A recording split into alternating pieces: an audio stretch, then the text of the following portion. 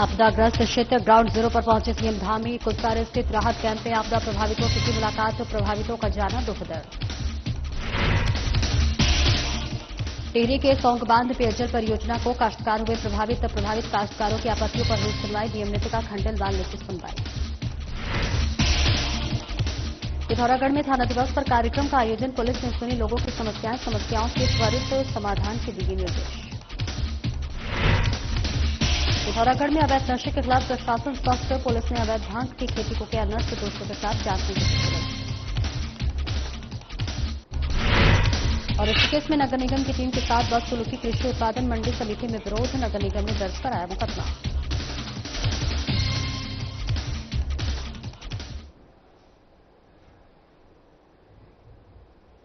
नमस्कार, स्वागत है आपका। मैं हूं आपके साथ सपना दीपक मदेशिया। बुलेटिन का आगाज करेंगे। उत्तराखंड में फिर से मंत्रिमंडल विस्तार को लेकर रात सुगबुगाहट तेज हो गई है। जी हां, आपको बताते चले कि उत्तराखंड में लगातार मंत्रिमंडल विस्तार की सुगबुगाहट इस वक्त तेज होती हुई नजर आ रही है। मंत्रिमंडल विस्तार को लेकर सियासी गलियों में चर्चाएं भी तेज हो गई हैं। अब हाईकमान से हरी झंडी मिलने का इंतजार है, तो वहीं मुख्य सेवक धामी ने मंत्रिमंडल विस्तार के लिए संकेत दिए। लंबे समय से मंत्रिमंडल विस्तार प्रस्तावित है और ऐसे में धामी मंत्रिमंडल में 5 कुर्सियां खाली हैं। मंत्रिमंडल विस्तार को लेकर चल रहा मंथन, सीएम धामी ने कहा, लोकतांत्रिक तरीके से चलने वाली पार्टी है। बीजेपी हाईकमान के निर्देश पर करेंगे काम।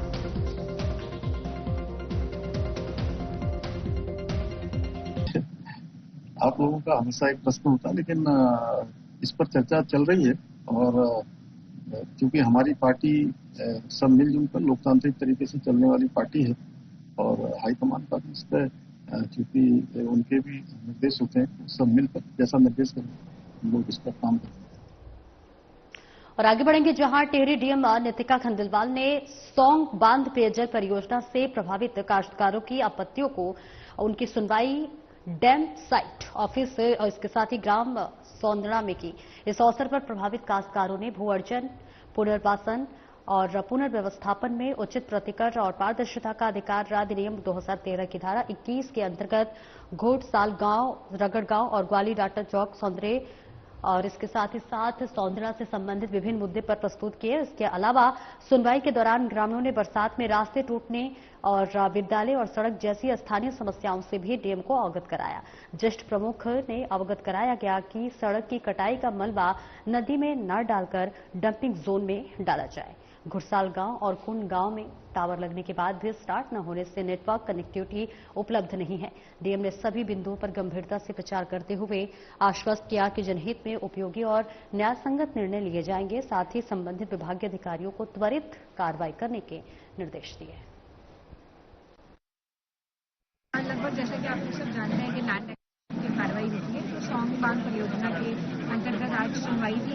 12:21 के बाद होगी। यहाँ पे मुख्यतः हमने देखा कुछ 12 बिंदु हैं जिसपे हम लोग की चर्चा हुई और उसमें कुछ बिंदु ऐसे हैं जिसपे डिस्कशन होकर निस्तारण हो गया।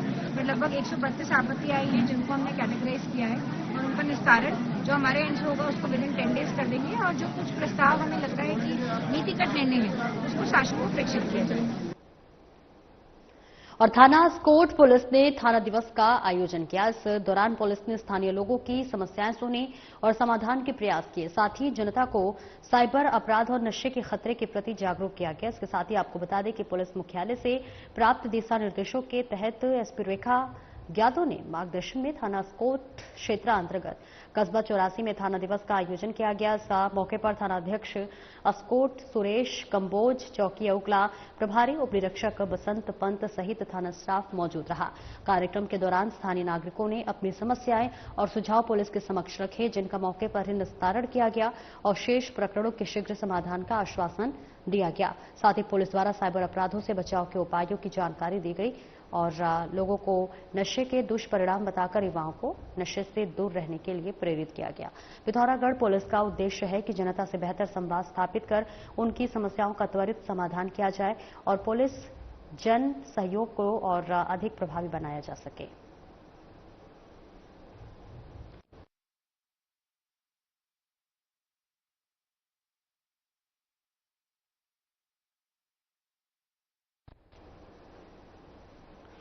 आगे बढ़ेंगे जहां आपदा क्षेत्र प्रभावित में पहुंचे हुए जन सेवक और उसके साथ ही साथ लोगों से दुख दर्द जाना, उनका हालचाल जाना।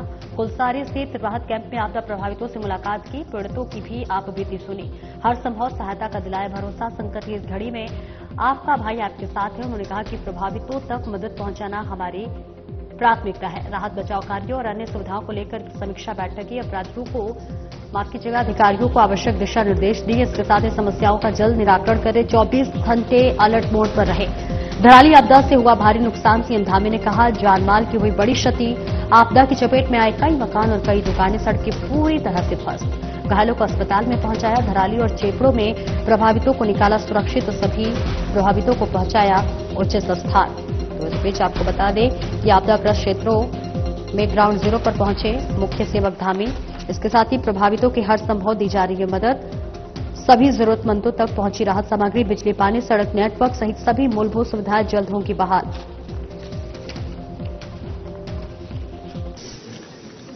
ये बच्चों ने कुछ खाना वाना खाया? खाना खा रहे हैं? दवाई खाने की कोई जरूरत नहीं है।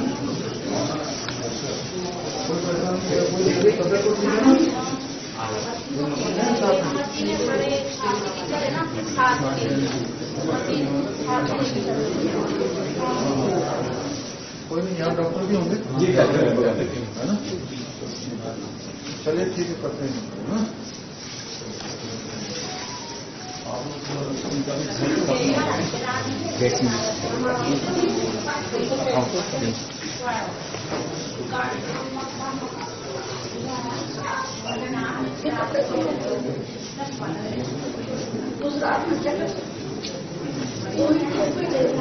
नुकसान हुआ है, जान माल की बड़ी क्षति हुई है। रेल लाइनें भी ध्वस्त हुई हैं, सड़कें पूरी तरह से इस आपदा की चपेट में आ गई, मकान आ गए हैं, लोग आ गए हैं। और यहाँ पर हराली में और चेपड़ों में दोनों स्थानों पर लोगों को के घरों से भी निकाला है। घायलों को अस्पतालों में भर्ती कराया गया है, एम्स भी भेजा गया है। जो जरूरी सहायता है वो सब दी जा रही है। हमारा प्रयास जल्दी से जल्दी पहले सभी व्यवस्थाएं पटरी पर आए, बिजली व्यवस्था है, पानी व्यवस्था है, लेकिन उससे पहले सभी को सुरक्षित स्थानों पर पहुंचा देना जरूरी। वहाँ पर रहने के लिए, खाने के लिए, दवाइयों के लिए, छोटे बच्चों के लिए इत्यादि सभी व्यवस्थाएं कर रहे हैं। और इस समय सभी आपदा पीड़ितों के साथ जो भी प्रभावित हुए हर संभव उनको मदद पहुंचाना हमारी प्राथमिकता है। और उसके लिए प्रशासन लगातार काम कर रहा है। जिलाधिकारी, अन्य अधिकारी, पुलिस के लोग, एनडीआरएफ के लोग, एसडीआरएफ के लोग प्रातःकाल ही कल यहाँ पहुंच गए थे। तहसीलदार को मिला था, मैं भी स्वयं लगातार इनके संपर्क में था। और कल भी पूरे प्रातःकाल से लेकर रात्रि देर तक हम लोगों ने समीक्षा की है, जिससे कि हम अभी सभी जो जरूरत चीजें हैं उन सभी को यहाँ पर कर पाएं और उनकी सहायता करें। कोतवाली एस्कोट पुलिस द्वारा अवैध भांग की खेती को नष्ट किया गया है। उत्तराखंड सरकार द्वारा संचालित नशामुक्त उत्तराखंड अभियान के तहत एसपी रेखा यादव के कुशल निर्देशन में जनपद पुलिस द्वारा मादक पदार्थों की अवैध तस्करी और उत्पादन के विरुद्ध सतत रूप से प्रभावी कार्रवाई की जा रही है। और इसी क्रम में थानाध्यक्ष कोतवाली एस्कोट सुरेश कंबोज के नेतृत्व में पुलिस टीम द्वारा ग्राम नाग क्षेत्र में की जा रही 4 नाली अवैध भांग की खेती को नष्ट किया गया। साथ ही मानस नेशनल नारकोटिक्स हेल्पलाइन पोर्टल 1933 के बारे में आमजन को जानकारी प्रदान की गई। पुलिस ने आमजन से अपील करते हुए कहा कि यदि किसी भी व्यक्ति को मादक पदार्थों से संबंधित कोई सूचना प्राप्त होती है तो वो तत्काल मानस हेल्पलाइन 1933 के माध्यम से पुलिस को सूचना साझा करे, ताकि आवश्यक विधिक कार्रवाई अमल में लाई जा सके।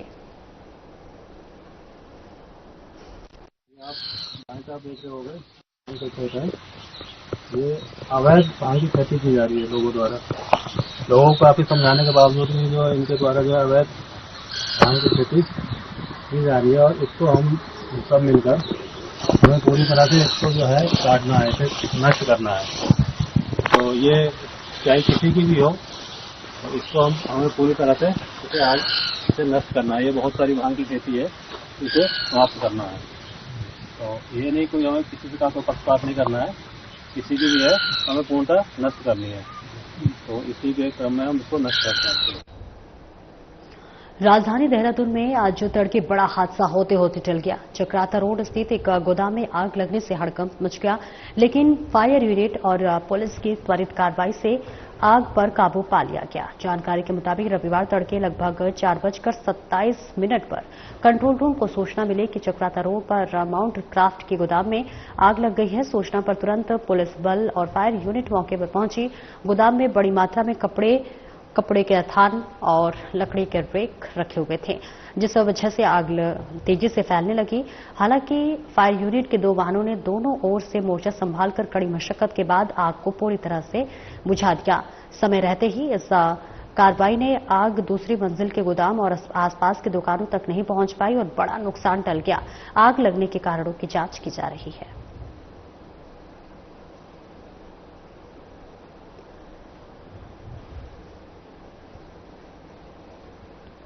ऋषिकेश कोतवाली पुलिस ने वाहन चोरी करने वाले गिरोह का पर्दाफाश किया है। जी हां, आपको बता दें कि गिरोह के 3 सदस्यों को पुलिस ने गिरफ्तार करने में सफलता हासिल की है। आरोपियों के कब्जे से ऋषिकेश से चोरी हुई एक बाइक और हरिद्वार से चोरी हुआ एक ऑटो बरामद हुआ है। आरोपियों को पुलिस ने न्यायालय में पेश किया, जहां कोर्ट के आदेश पर पुलिस ने आरोपियों को जेल भेज दिया है। पूछताछ में तीनों आरोपी नशे के आदी पाए गए हैं। नशे की लत को पूरा करने के लिए आरोपियों ने चोरी करने का जुर्म कबूल किया है।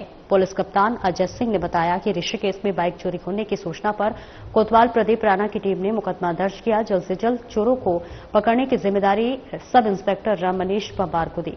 अपनी जिम्मेदारी पर खरा उतरने पर मनीष पवार ने 3 चोरों को देहरादून रोड स्थित जंगलात बैरियर के पास से गिरफ्तार किया है, जिनकी पहचान सन्नी निवासी हरिद्वार, शैलेंद्र निवासी रायवाला और सन्नी निवासी लक्सर के रूप में हुई है। पुलिस आरोपियों के आपराधिक इतिहास की जानकारी कर रही है। पुलिस यह भी पता लगा रही है कि पकड़े गए आरोपियों के गिरोह में और कौन कौन शामिल है। जो नाम सामने आएंगे उसके आधार पर उनके खिलाफ भी कार्रवाई होगी।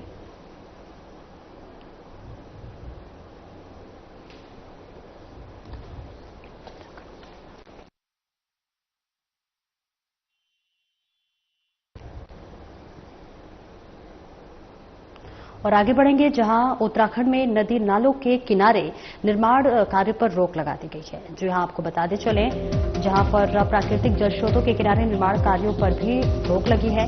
सीएम धामी के निर्देश पर नियमों का उल्लंघन करने वालों पर सख्त कार्रवाई हुई। जहां जिला स्तरीय विकास प्राधिकरण टिहरी ने बड़ी कार्रवाई की है। प्राधिकरण की टीम ने निर्माणाधीन 4 निर्माण को सील किया है। इसके साथ ही वरुण कुमार बंगा, आरती पंवार, दुर्गेश और जयंत कुमार मलिक के अवैध निर्माणों पर ये सीलिंग की कार्रवाई हुई है। सभी निर्माण चल रहे थे। नाले के किनारे भारी जान माल के नुकसान को देखते हुए प्राधिकरण ने उठाया सख्त कदम। सहायक अभियंता पंकज पाठक के नेतृत्व में कनिष्ठ अभियंता विपिन कोठारी सुपरवाइजर ने पुलिस बल की उपस्थिति में की सीलिंग की कार्रवाई। आगे भी इस प्रकार की कार्रवाइयां लगातार जारी रहेगी, सहायक अभियंता पंकज पाठक ने कहा।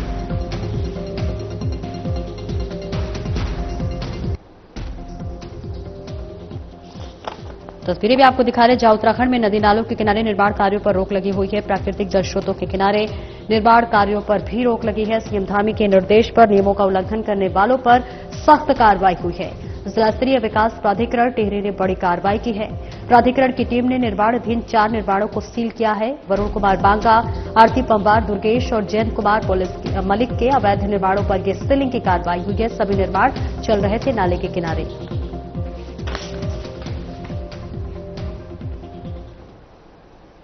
आगे बढ़ेंगे, जहां बैंक और ज्वेलरी शॉप पर हरिद्वार पुलिस की लगातार निगरानी बनी हुई है। एसएसपी प्रवींद्र डोभाल द्वारा बाजार और भीड़ भाड़ वाले स्थानों पर पुलिस की नियमित गश्त के सख्त आदेश दिए गए हैं।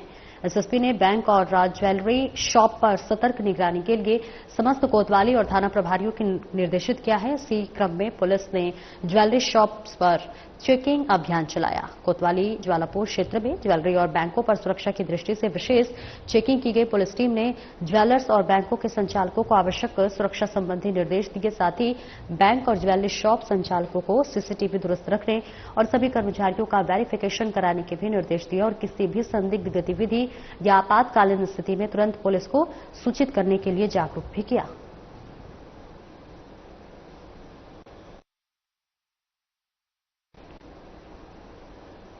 ऋषिकेश की कृषि उत्पादन मंडी समिति में सिंगल यूज प्लास्टिक के खिलाफ कार्रवाई करने पहुंची नगर निगम की टीम के साथ व्यापारियों ने बदसलूकी करते हुए धक्का मुक्की कर दी। रवि फ्रूट एजेंसी से जब्त की गई 15 किलो सिंगल यूज प्लास्टिक को भी सरकारी वाहन से जबरदस्ती बाहर निकाल लिया।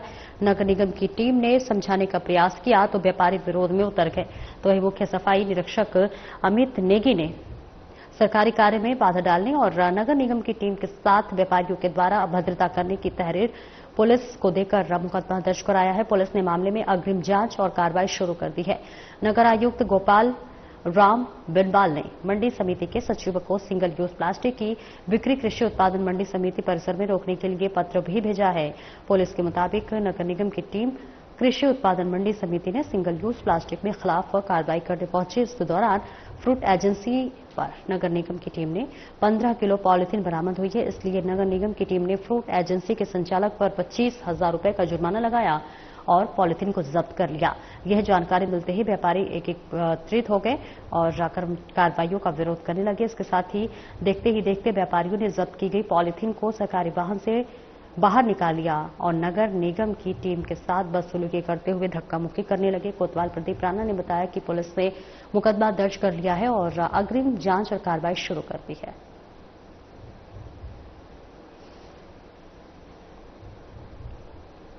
आगे बढ़ेंगे। दीपक राउत हत्याकांड में वांछित 25,000 के इनामी आरोपी को हरिद्वार पुलिस ने गाजियाबाद से दबोचा है। हत्या में शामिल प्रेमिका और एक साथी को पहले ही गिरफ्तार किया जा चुका है। आपको बता दें कि एसएसपी प्रवींद्र डोभाल ने कोतवाली गंगनहर क्षेत्रांतर्गत दीपक राउत हत्याकांड में प्रकाश में आए फरार आरोपी सोनू पर 25,000 रुपए का इनाम घोषित किया था। कोतवाली गंगनहर पुलिस वांछित इनामी की तलाश के लिए लगातार गैर राज्यों में दबिश दे रही थी, जिसके चलते कड़ी मशक्कत के बाद मुरादनगर क्षेत्र के भागीरथी रेगुलेटर के पास से पुलिस ने आरोपी को गिरफ्तार करने में सफलता हासिल की है। इस गिरफ्तारी से हत्याकांड को नई दिशा मिलने के साथ ही कई संभावित खुलासों की भी आशंका है। पुलिस टीम आरोपी से सख्ती से पूछताछ कर रही है।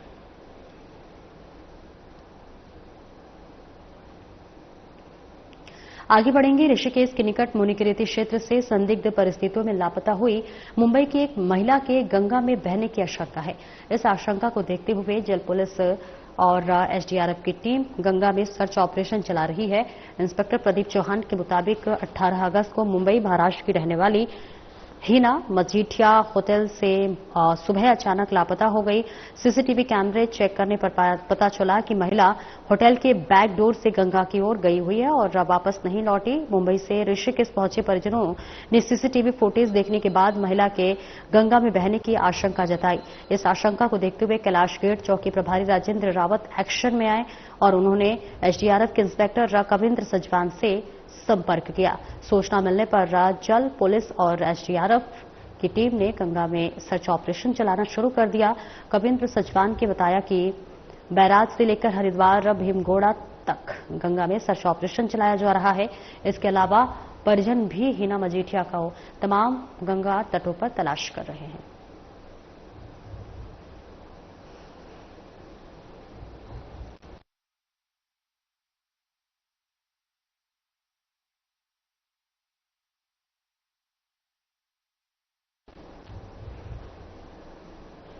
और आगे बढ़ेंगे, जहां धराली चमोली के ग्राउंड जीरो पर मुख्यमंत्री पुष्कर सिंह धामी पहुंचे हुए हैं। निरीक्षण करते हुए नजर आए। सीएम धामी ने आपदा प्रभावित क्षेत्रों का स्थलीय निरीक्षण किया। राहत एवं बचाव कार्यों का भी जायजा लेते हुए मुख्यमंत्री नजर आए। इसके साथ ही साथ आपदा प्रभावितों से भी मिलकर उनकी समस्याएं सुनी और क्षेत्रवासियों से जानी आप बीती। इसके साथ ही दुखियारियों को हौसला दिलाया और इसके साथ ही प्रभावितों को दिया हर संभव मदद का आश्वासन। बता दें कि मुख्य सेवक को अपने बीच देखकर प्रभावितों से में दिखी उम्मीद की किरण।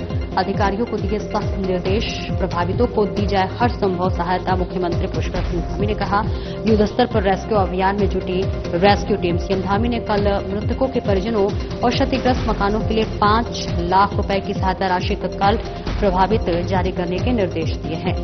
तो धराली चमोली में ग्राउंड जीरो पर मुख्यमंत्री पुष्कर सिंह धामी पहुंचे हुए हैं, जहां सीएम धामी ने आपदा प्रभावित क्षेत्रों का स्थलीय निरीक्षण किया। राहत एवं बचाव कार्यों का भी जायजा लिया। आपदा प्रभावितों से मिलकर उनकी समस्याएं सुनी और क्षेत्रवासियों को हौसला भी दिया। प्रभावितों को हर संभव मदद का आश्वासन दिया। मुख्य सेवक को अपने बीच देखकर प्रभावितों में उम्मीद की किरण जरूर दिखती हुई नजर आई। तो वहीं अधिकारियों को भी सख्त निर्देश दिए गए हैं। प्रभावितों को दीजिए हर संभव सहायता। युद्ध स्तर पर रेस्क्यू अभियान में जुटी रेस्क्यू टीम। सीएम धामी ने कल मृतकों के परिजनों और क्षतिग्रस्त मकानों के लिए 5 लाख रुपए की सहायता राशि तत्काल प्रभावितों को जारी करने के निर्देश दिए थे। बात करेंगे आदर्श गाँव को छोड़ता है। चलिए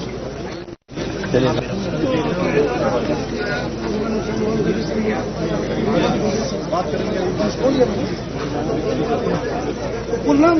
आदर्श गाँव को छोड़ता है।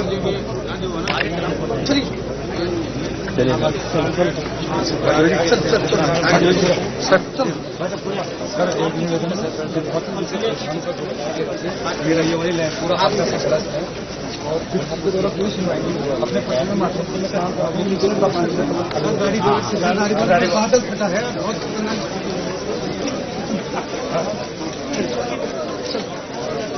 आइए यहाँ ऊपर चलना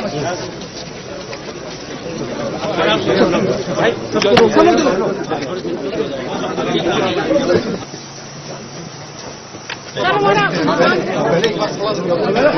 ये सारी जनता के लिए